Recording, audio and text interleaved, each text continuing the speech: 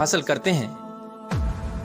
پیارا دوستو، خدائی کا دعویٰ کرنے والے بدبختوں میں سے ایک بدبخت شداد بھی تھا، جس نے اللہ تبارک و تعالیٰ کی وحدانیت کو للکارا اور سرکش اور نافرمان ہو گیا۔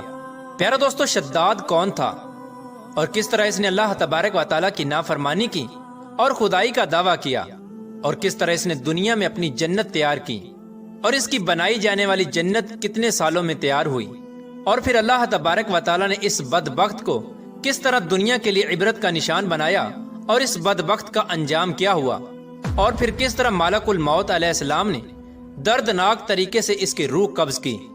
پیارا دوستو، ان تمام تر سوالات کے جوابات قرآن و حدیث کی روشنی میں آج کی اس ویڈیو میں ہم آپ کو بتائیں گے، لہٰذا آپ سے گزارش ہے کہ ہماری اس ویڈیو کو اینڈ تک ضرور دیکھیے گا۔ پیارا دوستو، شداد اس قوم کی نسل میں سے تھا جو دنیا کے سب سے طاقتور ترین قوم تھی، جس کو قوم عاد کہا جاتا ہے۔ اس قوم کے بارے میں اللہ تبارک و تعالیٰ قرآن پاک میں ارشاد فرماتا ہے کہ ان کے جیسی قوم نہ اللہ تبارک و تعالیٰ نے ان سے پہلے پیدا کی اور نہ ہی ان کے بعد کسی قوم کو پیدا کیا۔ قوم عاد احقاف کے اندر آباد تھی۔ احقاف ایسی جگہ تھی جہاں ریت کے بہت ہی بلند و بالا ٹیلے تھے، اور احقاف کا یہ علاقہ یمن اور عمان کے درمیان بکھرا ہوا تھا۔ اس علاقے کے اندر قوم عاد 8,500 سال پہلے آباد تھی۔ اس قوم پر اللہ تبارک و تعالیٰ کا یہ خاص کرم تھا کہ اللہ تبارک و تعالیٰ نے اس قوم کو دنیا کی سب سے طاقتور قوم بنایا تھا۔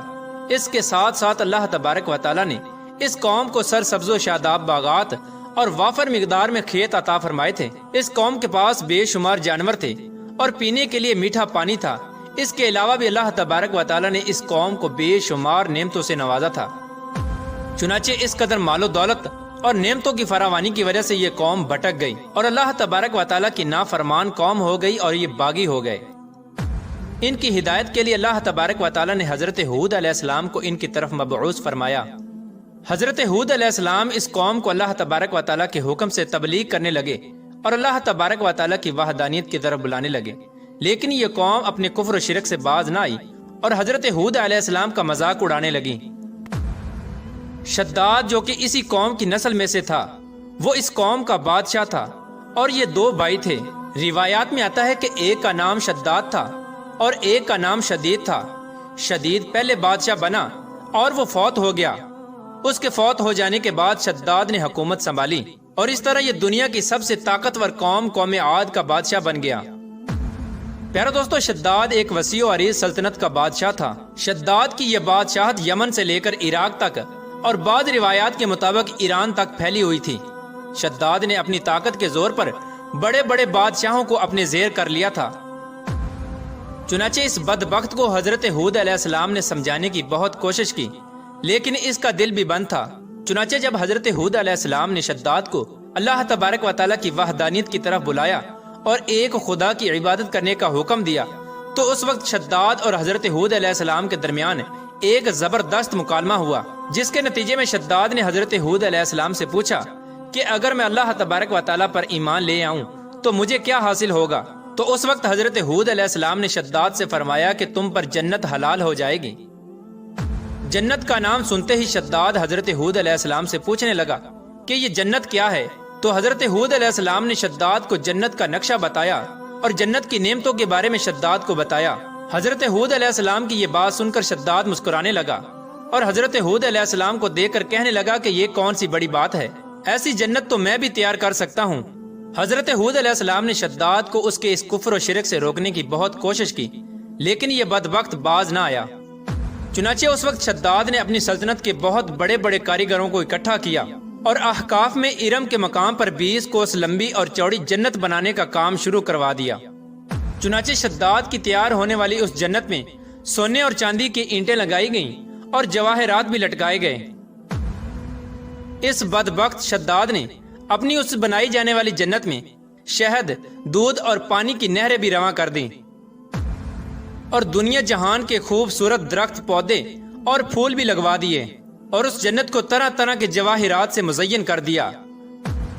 قوم عاد چونکہ پہلے ہی بلند و بالا پہاڑوں کو تراش کر محلات بنانے کے اندر ماہر تھی، اور شداد کی سلطنت میں تو یہ فن عروج پر تھا، چنانچہ ریت کے ان بلند و بالا ٹیلوں پر بہت بڑے بڑے ستون کھڑے کر دیے گئے اور ان بلند ستونوں پر بڑی بڑی سونے اور چاندی کی عمارتیں بنا دی گئیں۔ شداد نے یہ فیصلہ کیا تھا کہ جب تک اس کی بنائی جانے والی جنت تیار نہ ہوگی اس وقت تک وہ اپنی جنت کے اندر قدم نہیں رکھے گا۔ چنانچہ شداد کے حکم کے مطابق جنت تیار ہونے لگی اور شداد اپنے محل کے اندر بے صبری کے ساتھ جنت کا کام مکمل ہونے کا انتظار کرنے لگا۔ شداد کی اس جنت کو تیار ہونے میں 12 سال لگے۔ 12 سال کے اندر جب یہ جنت مکمل تیار ہو گئی اور اس کو طرح طرح کے ہیرے جواہرات سے مزین کر دیا گیا اور طرح طرح کی خوبصورتی سے مزین کر دیا گیا، تو اس وقت شداد کو اس کی جنت کے تیار ہونے کا پیغام پہنچا دیا گیا۔ چنانچہ شداد جنت کے تیار ہونے کا پیغام سنتے ہی بہت خوش ہوا اور شداد اپنی جنت کو دیکھنے کے لیے اپنی فوج کو ساتھ لے کر جنت کی طرف نکل پڑا۔ چنانچہ شداد ابھی جنت کے دروازے پر پہنچا ہی تھا کہ اس نے اپنے سامنے ایک شخص کو کھڑا دیکھا۔ شداد اس شخص کو دیکھتے ہی پہچان گیا اور اپنے حواریوں سے کہنے لگا کہ یہ شخص مجھے جنت میں داخل نہیں ہونے دے گا۔ تو اس وقت شداد کے حواریوں نے شداد سے پوچھا کہ یہ شخص کون ہے اور یہ جنت میں کیوں نہیں داخل ہونے دے گا؟ تو اس وقت شداد نے اپنے حواریوں سے کہا کہ یہ ملک الموت علیہ السلام ہیں جو کہ میری روح قبض کرنے کے لیے آئے ہیں اور یہ مجھے جنت میں داخل نہیں ہونے دیں گے۔ اس وقت شداد بدبخت ملک الموت علیہ السلام سے عرض کرنے لگا کہ مجھے صرف اپنی جنت میں قدم رکھنے کی مہلت دے دی جائے، لیکن اللہ تبارک و تعالیٰ کی طرف سے مقررہ فرشتے نے جواب دیا کہ مجھے اللہ تبارک و تعالیٰ کی طرف سے حکم ہے کہ میں تجھے تمہاری جنت کے اندر قدم نہ رکھنے دوں۔ شداد ملک الموت علیہ السلام کے سامنے بہت رویا اور گر گڑایا، لیکن ملک الموت علیہ السلام نے اللہ تبارک و تعالیٰ کے حکم کی تکمیل کرتے ہوئے شداد کی روح قبض کر لی۔ چنانچہ شداد کی موت کے بعد حضرت جبرائیل علیہ السلام نے ایک زوردار چیخ ماری اور شداد کی بنائی ہوئی ساری جنت زمین کے اندر دھنس گئی اور غائب ہو گئی۔ شداد کی اس عبرتناک موت کے بعد حضرت ہود علیہ السلام نے قوم عاد کو بارہا مرتبہ سمجھایا، لیکن قوم عاد باز نہ آئی۔ حالانکہ شداد کا یہ انجام قوم عاد کے لیے کافی تھا، لیکن جب انسان کی عقل پر غرور کا پردہ ہوتا ہے تو چاہے شداد ہو یا شدید، اس کو کسی کام کا انجام دکھائی نہیں دیتا۔ حضرت ہود علیہ السلام نے قوم عاد کو شداد کا انجام بتا بتا کر ڈرانے کی کوشش کی، لیکن قوم عاد باز نہ آئی اور اسی طرح اللہ تبارک و تعالیٰ کی نافرمانیاں کرتی رہی، یہاں تک کہ حضرت ہود علیہ السلام مایوس ہو گئے۔ اس وقت جب قوم عاد قابل ہدایت نہ رہی تو اللہ تبارک و تعالیٰ نے حضرت ہود علیہ السلام کو حکم دیا کہ وہ اپنے ساتھیوں کو لے کر اس علاقے سے چلے جائیں۔ اللہ تبارک و تعالیٰ کے یہ حکم پاتے ہی حضرت ہود علیہ السلام نے اس وقت آخری مرتبہ اپنی قوم کو سمجھانے کی کوشش کی، لیکن وہ لوگ پھر بھی باز نہ آئے، تو حضرت ہود علیہ السلام اپنے ساتھیوں کو لے کر اس علاقے سے روانہ ہو گئے۔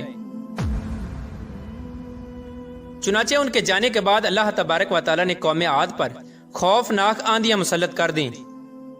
اللہ تبارک و تعالیٰ کی طرف سے آنے والی وہ خوفناک آندیاں اور طوفان 7 راتیں اور 8 دن تک چلتی رہیں، یہاں تک کہ وہ پوری قوم اپنے بلند ستونوں اور سونے اور چاندی کی عمارتوں سمیت زمین کے اندر دنسا دیے گئے اور غرق کر دیے گئے۔ اور اللہ تبارک و تعالیٰ نے اس قوم پر اس قدر دردناک عذاب نازل فرمایا کہ اس قوم کا نام و نشان تک نہ رہا۔ جس وادی کے اندر بڑے بڑے بلند و بالا محلات تھے، وہ تمام کی تمام وادی ایک ریت کے صحرا کے اندر تبدیل ہو گئی۔ قوم عاد کے اس علاقے کو اللہ تبارک و تعالیٰ نے اس طرح زمین کے اندر غرق کر دیا کہ وہاں پر صرف اور صرف ریت کے ٹیلے باقی بچے اور کسی بھی چیز کا نام و نشان نہ بچا۔ پیارے دوستو، اس طرح اللہ تبارک و تعالیٰ نے شداد اور اس کی قوم کا عبرتناک انجام کیا اور ان لوگوں کو صفحہ ہستی سے مٹا دیا۔